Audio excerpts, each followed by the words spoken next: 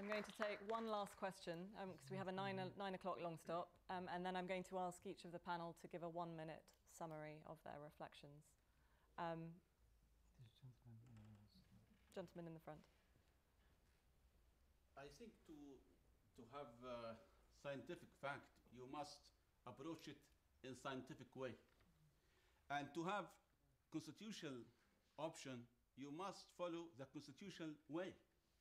And this declaration by NTC, it is not constitution, because it was issued when Tripoli, great parts of Libya, were under control of Gaddafi.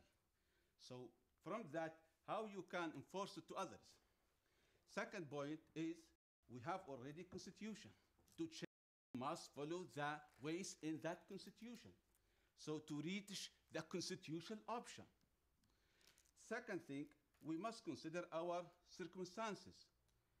In Libya, youth carrying weapons. And we know there's a lot of militia. And the government is very weak. And to open discussion about very sensitive issues, it just open the can of worms.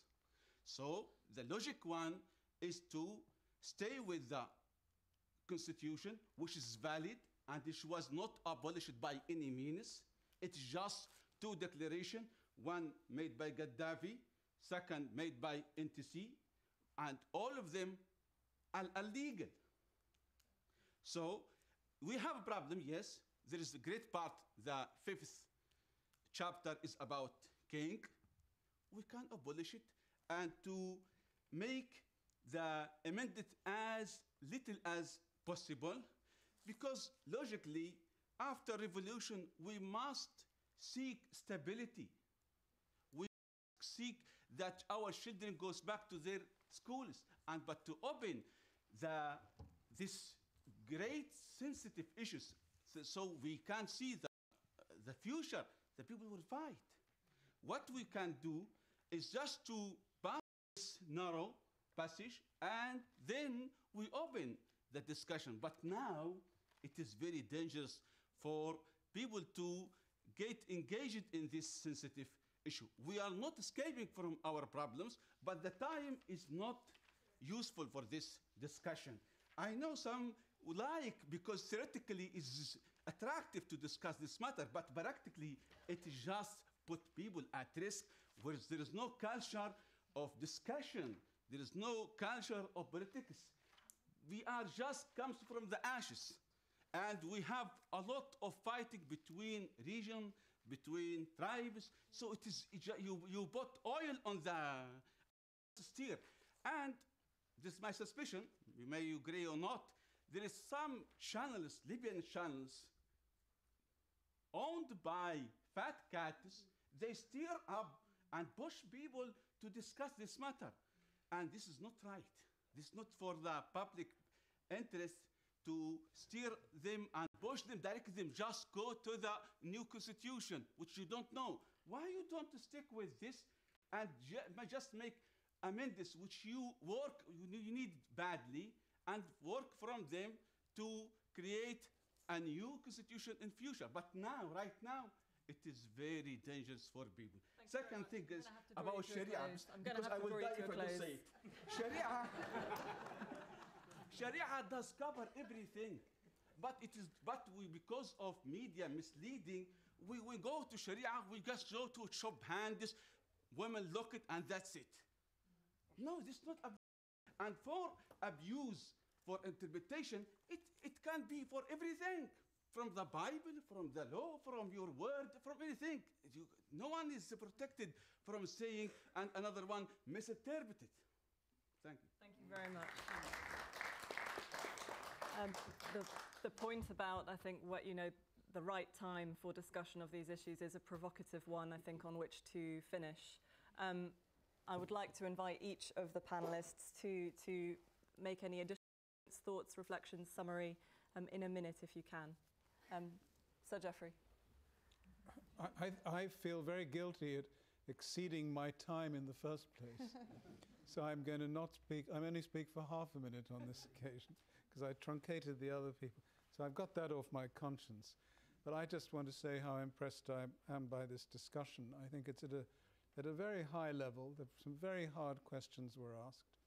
And I think these are the questions that you have to ask. On the question of how to go forward, I would only say this. One of the issues that we didn't discuss, and is in the paper, which I didn't have time to deal with, was, and don't forget my mobile phone, was the question of the control of the militias, the control of the police, the control of the security services, a vital issue. And this is why I think a constitution is needed, because it can deal with those issues as well as all the others.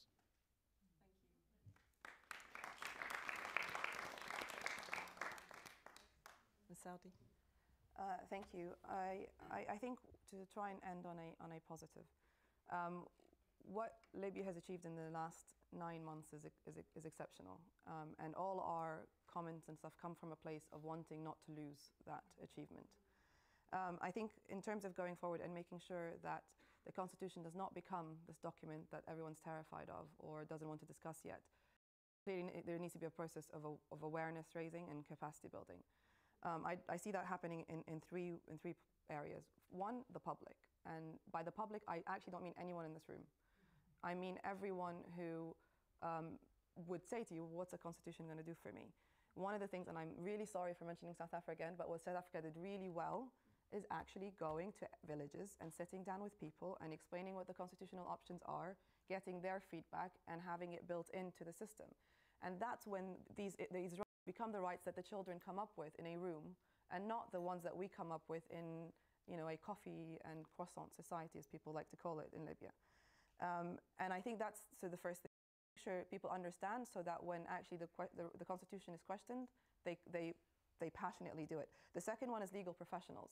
The judges, the lawyers, the prosecutors, the law professors, they have had 40 years of a very specific kind of law that they've been taught to teach, or they've been practicing, or they know the theory, but actually empowering people to do questions and bring up the questions and training them in both Sharia and civil law, so that they can try and find compatibility between them.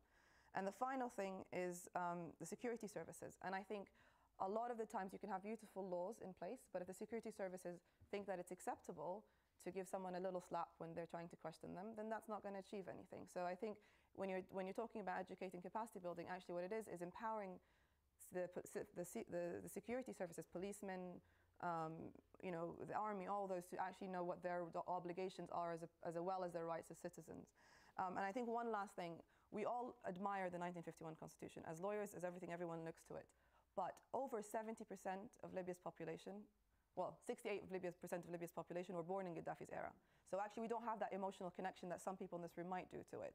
And we would like to have our constitution. Whether we borrow some of our ancestors' constitution is a different thing.